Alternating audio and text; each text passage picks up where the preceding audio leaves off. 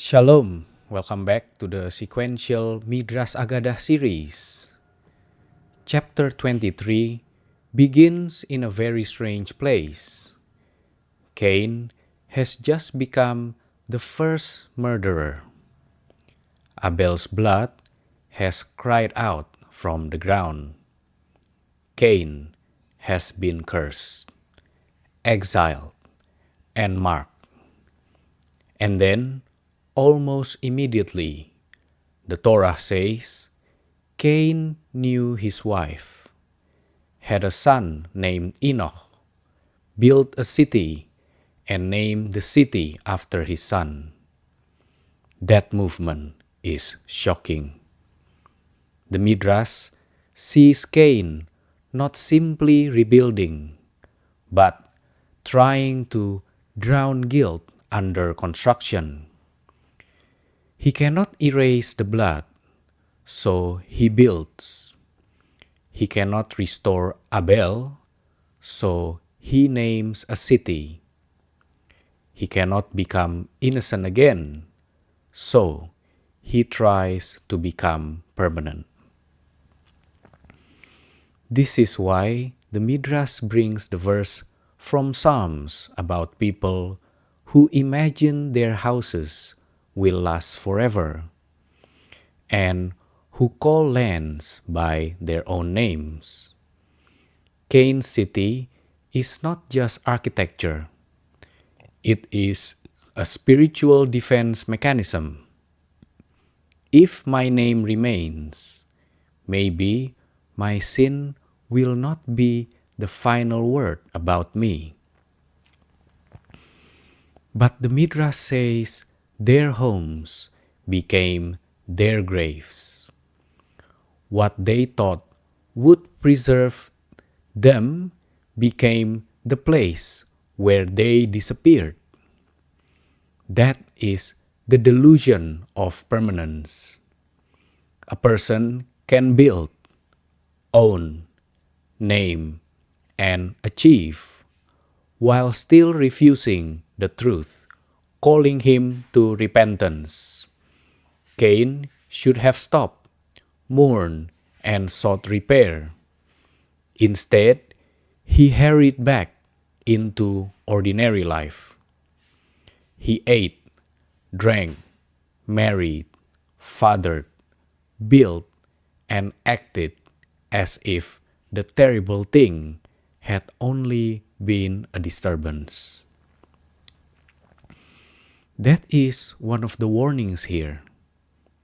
Normal life can become a hiding place when the soul avoids truth. Then the Midrash turns to the names of Cain's descendants. Enosh has Irad. Irad has Mehujael. Mehujael has Methushael. Methushael has Lamech. On the surface, it sounds like a normal genealogy.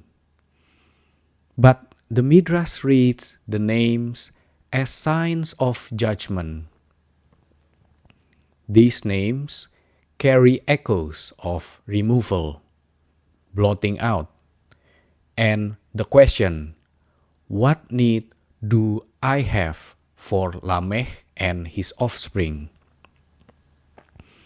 The family line is alive, but its future is already trembling. The names sound like life continuing, but underneath them is consequence approaching. The Midrash is teaching that history can look stable outside, while judgment is already being woven inside it. Then Lamech enters the story. Lamech takes two wives, Adah and Zillah. The Midrash reads this as a picture of the generation of the flood. One wife is used for children, and the other for pleasure. One is treated as useful for building a family line, and the other is treated as a vessel of desire. This is not only about those two women. It is about a civilization dividing life into function and pleasure without holiness. Marriage becomes arrangement. Desire becomes consumption. Children become strategy. Beauty becomes entertainment. The human person is no longer received as an image of God, but handled according to benefit. Adah's name is read as removal because she is removed from him. Zillah's name is connected with shade because she remains available in his shadow. The names become spiritual diagnosis. When love is separated from covenant and pleasure is separated from responsibility, the house still stands, but the foundation is already cracked. From these wives come 3 sons, Jabal, Jubal, and Tubal-Cain, and also Naamah. Jabal is linked with tents and cattle. The Midrash sees in this not only shepherding, but hidden idolatry, worship carried out in secluded places. Jubal is linked with the harp and flute. Tubal-Cain is linked with metalwork, sharpening copper and iron. Civilization is developing: homes, animals, music, tools, craft, culture. But the Midrash asks a deeper question. What is the soul inside this progress? Are these gifts serving heaven or appetite, pride, violence, and false worship? The Midrash is not saying music, tools, or craft are evil. It is saying that when culture is separated from reverence, gifts that could elevate humanity can become instruments of corruption. A flute can awaken prayer or accompany idolatry. Metal can make a plow or a weapon. A tent can host the divine presence or hide rebellion. Tubal-Cain is especially striking. Cain murdered Abel, but Tubal-Cain sharpens the tools of murder. The Midrash says he seasoned Cain's sin. That means he took the raw act of violence and gave it technique. Cain had the impulse. Tubal-Cain gave it industry. Cain shed blood. Tubal-Cain helped make bloodshed more efficient. That is still one of the great dangers of the world. Sin begins as passion, but later becomes a system. First, anger, then weapons. First, lust, then industry. First, pride, then a city built around pride. Evil becomes more dangerous when organized, refined, and normalized. Then comes Naamah, Her name means pleasantness. The Midrash brings two paths for her identity. One view says she was Noah's wife, called Naamah because her deeds were pleasing to God. Another says she was not Noah's wife, and her pleasantness was connected with drums played for idols. This contrast is beautiful and serious. Pleasantness can be holy or seductive. Beauty can soften the heart toward God or charm it away. The same sweetness can become a bridge to righteousness or a veil over corruption. So the question is not only, is it pleasant?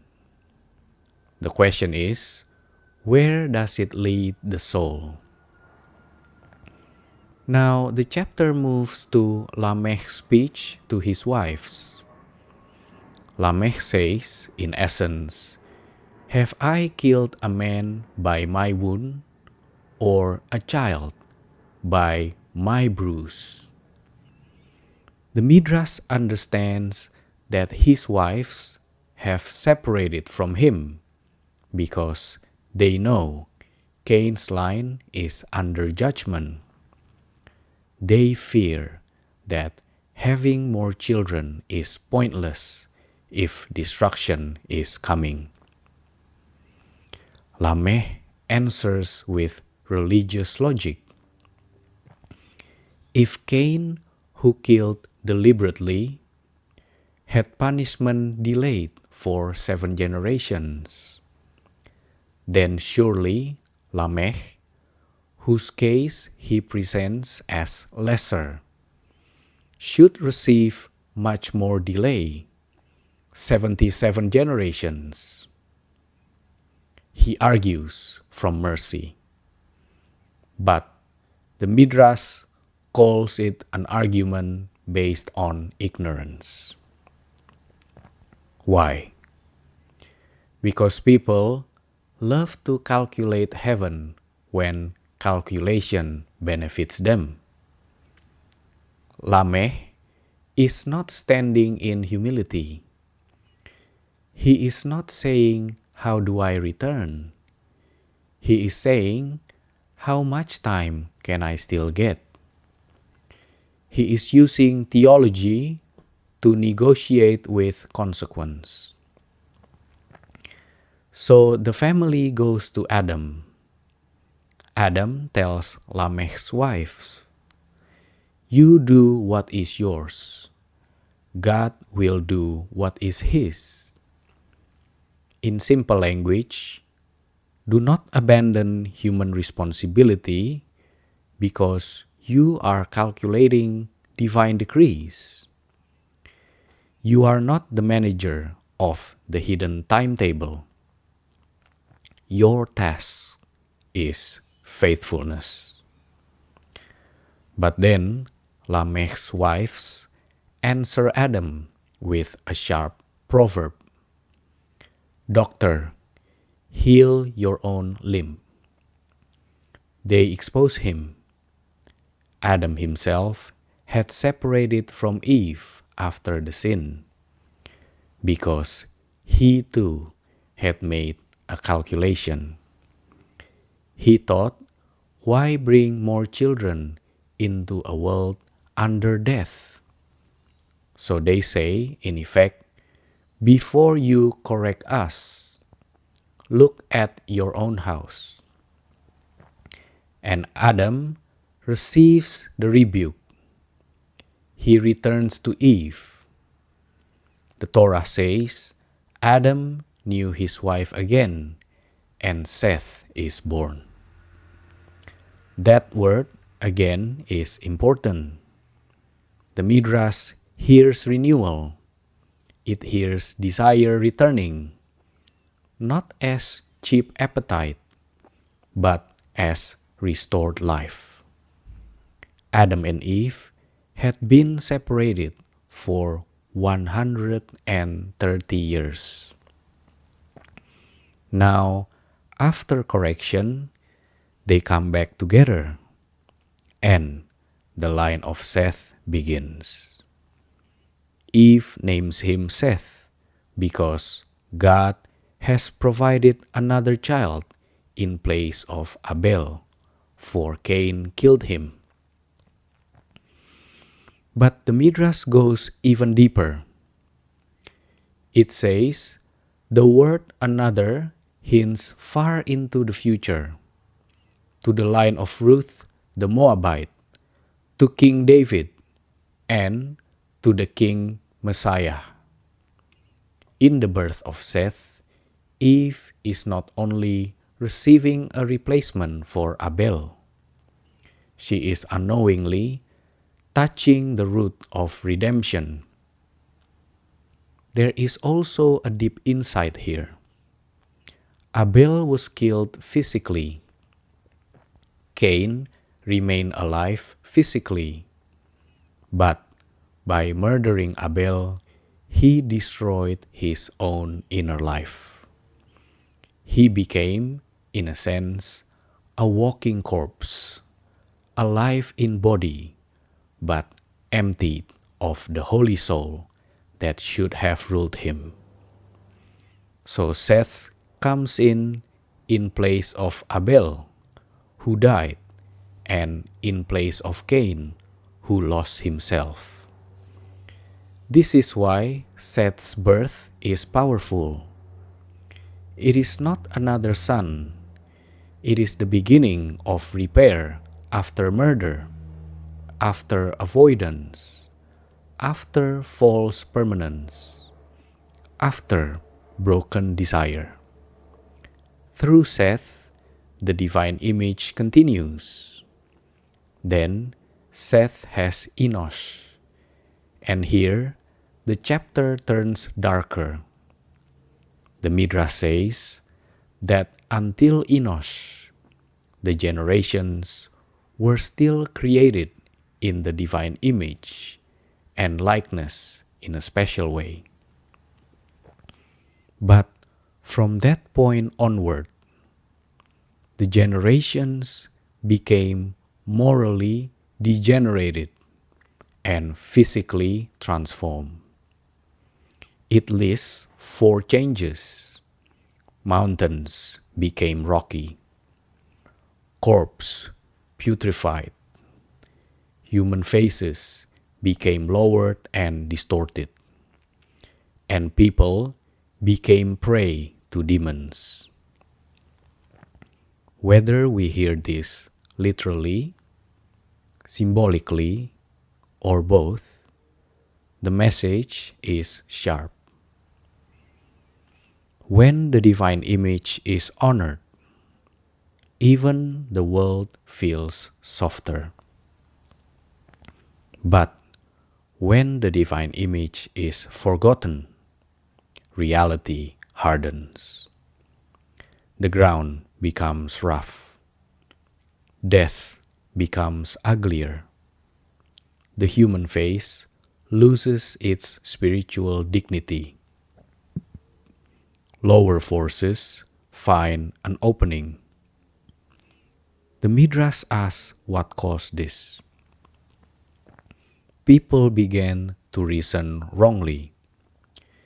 If it is permitted to bow before a human official as respect, why not bow before the heavenly bodies? The sun, moon, and stars are appointed to manage the world. That sounds almost reasonable. And that is the danger. Idolatry often begins not with foolishness, but with misplaced reverence. They did not begin by denying God. They began by honoring the servants as if the servants were the master. They bowed to the channel and forgot the source. Then the verse says, "Then it was begun to call in the name of Hashem." The plain meaning could sound positive, but the Midrash reads it the opposite way. It understands the word as profaning. They began to call idols by the divine name. They used holy language for unholy objects. That is terrifying. The name remains, but the direction changes. The lips still speak spiritually, but the heart attaches itself to something lower. This is not atheism. This is religion turned inside out. Sacred words covering a movement away from the sacred. The Midrash connects this same pattern to later rebellion. In the generation of the dispersion, people unite around one language and one project, trying to make a name for themselves. Nimrod also becomes a mighty one on earth. The same root appears again. Human beings using greatness, unity, and sacred language to lift themselves instead of surrendering to heaven. Then Rabbi Adah gives the punishment. God says to the generation of Enosh, "You made yourselves idols, and you called yourselves by my name. For the sake of my name, I will summon the waters of the sea and erase those people from the world." The sea becomes a force of judgment. The Midrash says, God brought the waters upon them as if pouring from top to bottom. It even notes that the ocean is naturally higher than the land, so the waters could descend when summoned. There is a debate about how far this flooding reached. Akko and Java, the Barbary coast, or Calabria. The details matter because the Midrash is asking, when chaos is released, where is its boundary? Then it brings the verse from Job, where God tells the sea, "Until here you shall come, and no further." That is the final comfort inside the judgment. The sea can rise, but only as far as God allows. Chaos is terrifying, but it is not sovereign. Even judgment has a border. So chapter 23 gives a complete spiritual map. Cain teaches the danger of building instead of repenting. Lamech teaches the danger of using religious logic to avoid responsibility. Adah and Zillah reveal love, pleasure, and procreation torn apart. Jabal, Jubal, and Tubal-Cain show culture without holiness. Naamah shows pleasantness must be judged by its direction.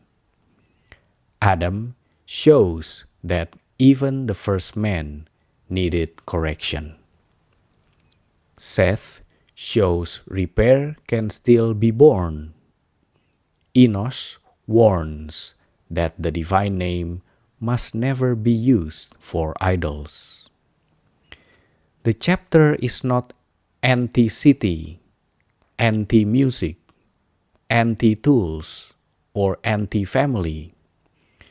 It is asking whether the human world is becoming a vessel for the divine image, or a monument to the ego. It asks whether our names point back to heaven or only back to ourselves. The repair is simple, but not easy. Build, but do not hide inside what you build. Name, but do not worship your name. Create, but keep your tools holy. Enjoy beauty, but let beauty lead the soul upward. Speak the name, but do not attach the name to an idol. And when rebuke comes, receive it like Adam. Because sometimes redemption begins when we stop defending ourselves. May every city we build, every word we speak, every tool we hold, every song we create, and every relationship we enter become a vessel for the divine image, not a monument to forgetfulness.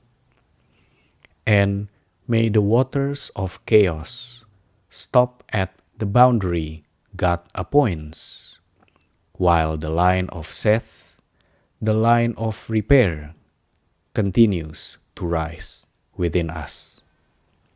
Shalom.